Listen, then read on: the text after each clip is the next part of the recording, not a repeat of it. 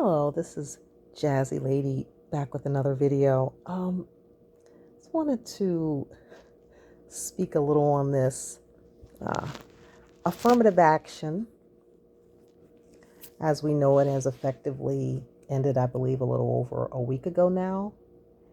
And um, actually, my emotional reaction was surprisingly, even for myself, was a little bit numb, a little numb.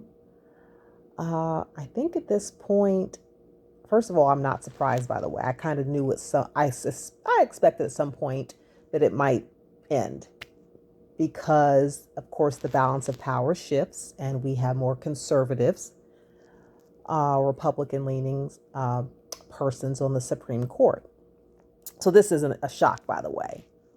Kind of like with Roe v. Wade, I was surprised, but I wasn't stunned, right? I sort of expected at some point that if the balance of power shifted from more liberal to more conservative, as it is described, that it would be, overruled, right? Roe v. Wade. And I was right. It was, right?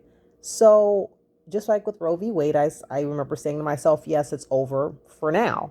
With affirmative action, it's over for now. The balance of power shifts at some point in the Supreme Court. Affirmative action may be back in favor again. And so who knows? So could Roe v. Wade. But in terms of focusing on affirmative action, I think here's the ironic thing about this. I can see this is going to have far-ranging effects that I think that some people don't see coming.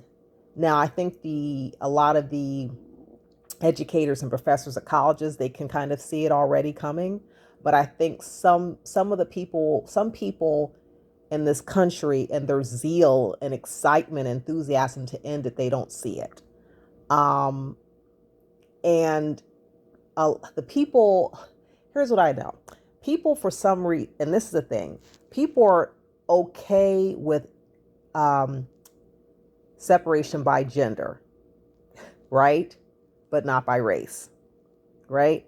So, in other words, you don't see anyone screaming and freaking out and protesting about colleges factoring in gender when they look at applications, or legacy-based scholar, meaning your parent went to University of Southern California, and they know that they can see on your application that you are a legacy-based, meaning your parent went.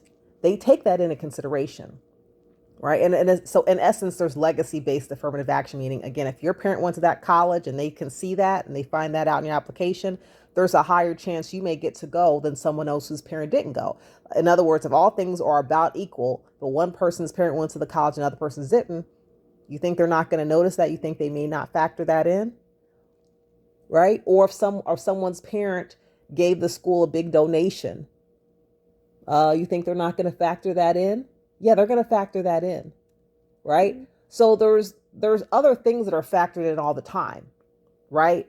And so if anyone thinks that race is the only thing that's ever factored in, and they're just like the blind lady with the scales, otherwise, that's not true. That blind lady, that lady with the scales that's supposed to be blind in terms of justice, that's what we want. That's how things should be. That's not how they are. That's how we want things to be. But in reality, it can't necessarily be so all the time. In other words, in real life, you sometimes are supposed to factor other things in.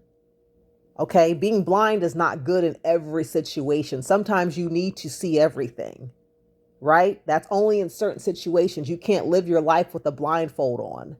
Get it? Right.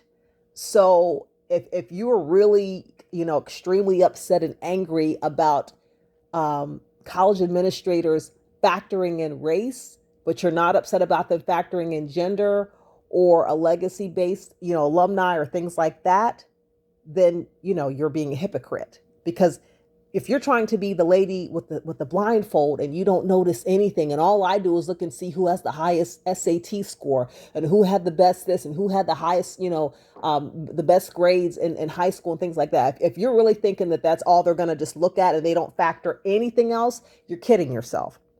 This is why they also ask you to give a little bit of a bio about yourself and the things that you do, when you apply to college, because they want to know, other than being a straight A student, are you a well-rounded person?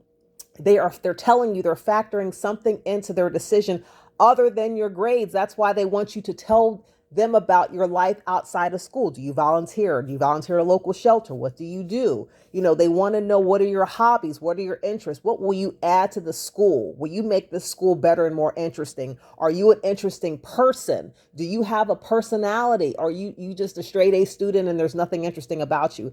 And I know that might annoy some people to hear that, but they do factor these things in, or else they would literally just look at scores and go, oh, well, you know what? This person got a 780, but this person got 850. They're accepted. College has never worked like that. College has never been, well, you know what? This person got higher SAT. That's it. It's never been that way. There's lots of other things taken into consideration. And it's always been that way. It has always been that way. Always. Children of alumni always get preference over children, over teens that parents didn't go. So if my mother went to college and they can see that I'm applying, they're going to go, oh, well, you know what? Her mother went there. Well, let's factor that in. Now, it doesn't necessarily mean you're going to get to go, but you may have more of a chance.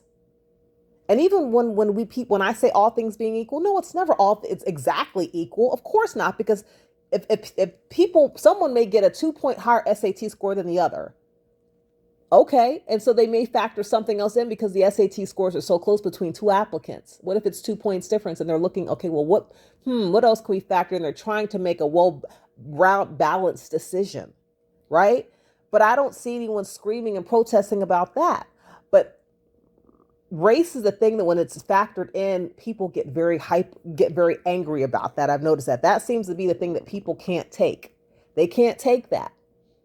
And a lot of people that are fine with the women's movement and gender advancement for females are some of the same people that are mad about affirmative action, which I think is an ironic contradiction as well, right? But again, I knew that at some point, or I suspected that it might, end, because I knew at a certain point, people were going to start to feel like they were, quote, getting the shaft, and they're letting all these other quote unqualified people into the colleges that shouldn't be there. And look at my score. Look at my score. I can't get in and I did really well. And why do you have these undeserving Black people in here? And I did like 20,000 on the SATs. I don't understand. This Black person got like 710 and I got like 1250 and you let them in because they're Black. That's not fair. That's racist. That is racist. You put them in your college. You admitted them because you have a Black quota and you're trying to satisfy the quota, and it's not right. And I'm going to have to bear the brunt of it because I don't get to go to the college I want because I'm not Black. And now I got to go to college or university that I don't want to because these undeserving Negroes are getting accepted into the school. That's not right. If these Black people want to go to college, they need to work and get good grades like we do, right? Is that what it is? That's what the anger is coming from, right? Right? Yeah. So listen, I know some people were very happy when it ended.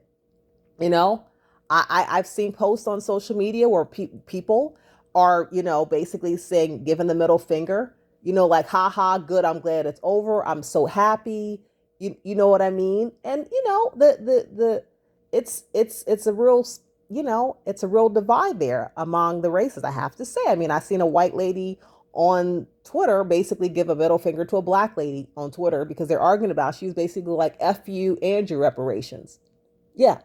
Yeah. She was real happy. She was having I bet her 4th of July was better. She probably had a better barbecue because affirmative action was ended. I bet her food tasted even better. I guarantee you her barbecue was much better. It was like the sweetness of affirmative action added to the barbecue sauce. I guarantee it. She slept better at night.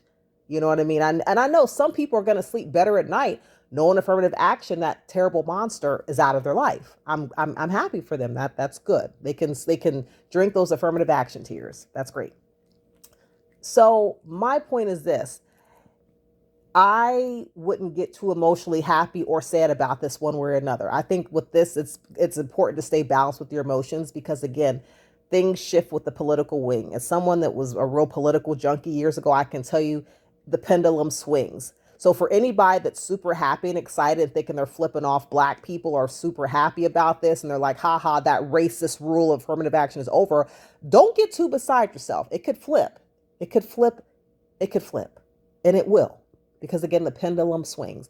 And if any person is really upset and sad about it, I understand, but I wouldn't get too down about it because it could flip and it will flip, right? So that's why when I heard it, I was kind of like, I kind of just looked at the TV like, oh, okay, I kind of saw this coming.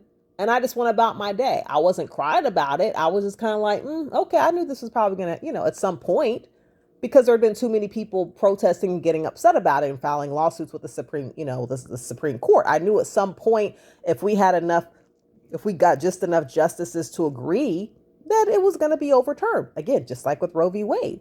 So I think in terms of this, the best thing to do if you're a sane person is to stay emotionally balanced either way. Don't get too in the dumps or upset. Don't feel like your life is over. And if you think you won by it ending, I wouldn't get too on your high horse either, because the pendulum will swing, my friend. But just wanted to drop a few thoughts on that. I'll be back with another video.